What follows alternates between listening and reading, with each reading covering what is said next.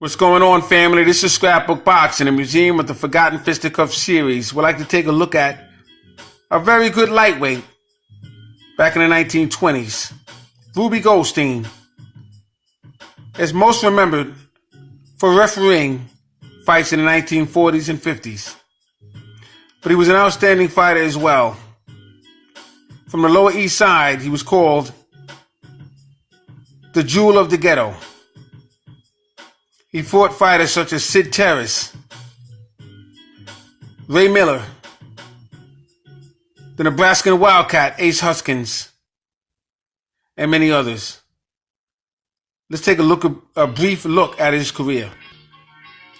The Greatest Fighters of All Time series features Ruby Goldstein and an article of fighters from the Lower East Side.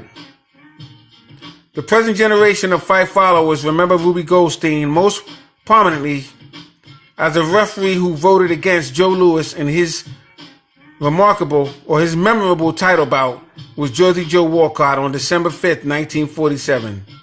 Genuine fight fans will remember when Ruby Goldstein started his electrifying career back in 1925, hailed as one of the greatest phenoms to descend from the amateur ranks. Now, like I said, Ruby Goldstein was from the Lower East Side, and he was known as Jewel in the Ghettos. Although frail and timid, with a baby face expression, he carried a punch of the heavyweights in his fist. His career stretched from 1925 to 1937, in which he engaged in 53 contests. He was never beaten in any fight. He scored 32 knockouts and won 16 decisions. Phenomenal fighter. I saw you in a fight with 8 Huskins. All of those people could be endorsed or enclosed in one arena. I think they would have broken all records for attendance. There were 3 outstanding highlights in his career. He was undefeated when he clashed with the Nebraskan Wildcat 8 Huskins at the Coney Island Stadium. The first punch out of the box had Huskins on the floor, taking the count. He was a hectic fight while it lasted, with Ruby counted out as he lay stretched out over the ropes. Similarly, he dropped Sid Terrace in the first round and was KO'd by Sid Terrace after he got up. Jimmy McLaurin was the remaining member of the trio who disposed of Ruby in his last important stand in the prize fight. Tony Canzoneri, who was not too bad himself, always said Ruby Goldstein was the greatest natural I ever saw in the ring. He had everything. Just a little tribute to Ruby Goldstein. The Ghetto Jewel. Salute to Ruby Goldstein. I'm going to place him in my museum of the Forgotten Fisticuffs series. We're going to take a look at another fighter who's a flyweight by the name of Fidel Ababa.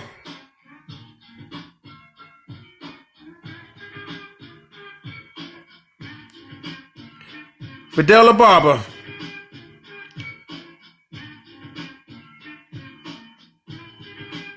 had won a 1924 Olympic Games flyweight gold medal in Paris, and then went on to become the world flyweight champion in 1927 January with a 12-round decision over Scotland's Elkie Clark in Madison Square Garden, New York.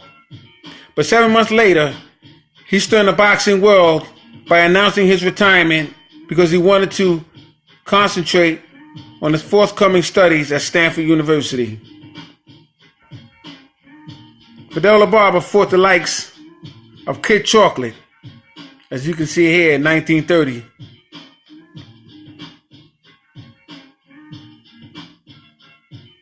He lost a fortune in a Wall Street crash, as did Benny Lennox.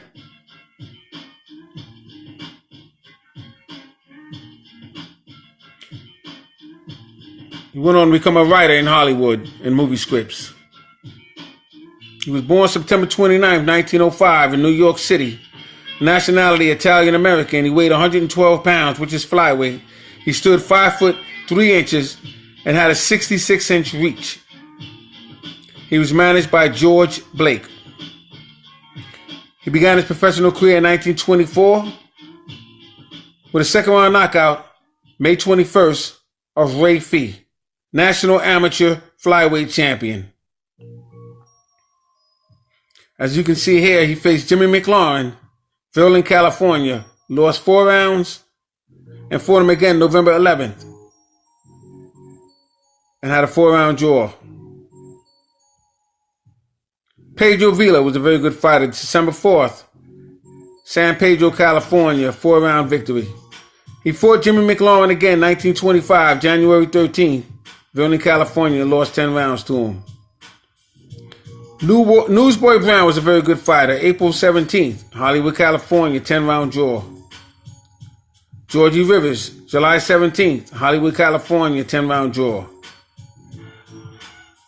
Then on August 22nd, he faced Frankie Genazzo, very good fighter, Los Angeles, California, defeated him in 10 rounds and won the American flyweight title. All victories in 1926, including one with Newsboy Brown, October 5th. 10-round draw. Newsboy Brown. He was quite a character. November 19th, California Joe Lynch, San Francisco, California, 4-round victory. 1927, January 21st, Elkie Clark, New York, 12-round victory. And this is when he wins the flyweight title of the world. He fights Johnny Vaca, lost to him 10. Fought Johnny Vaca again, lost to him in 10. Then he faced Johnny Vaca again on August 23rd and defeated him in 10 rounds. But he made an announcement that he was going to retire from Stanford University. He wanted to enter that university. But obviously he came back in 1928. All victories, including one on September 11th with Bushy Graham, Los Angeles, 10-round victory. Earl Mastro, Los Angeles, 10 rounds. That was August 7th. Good victories. So I just wanted to take a look at the flyweight champion, Fidel Ababa.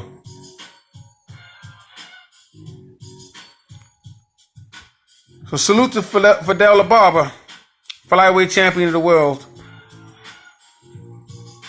and Ruby Goldstein. This is Scrapbook Boxing Museum with the Forgotten Fisticuffs series. Peace.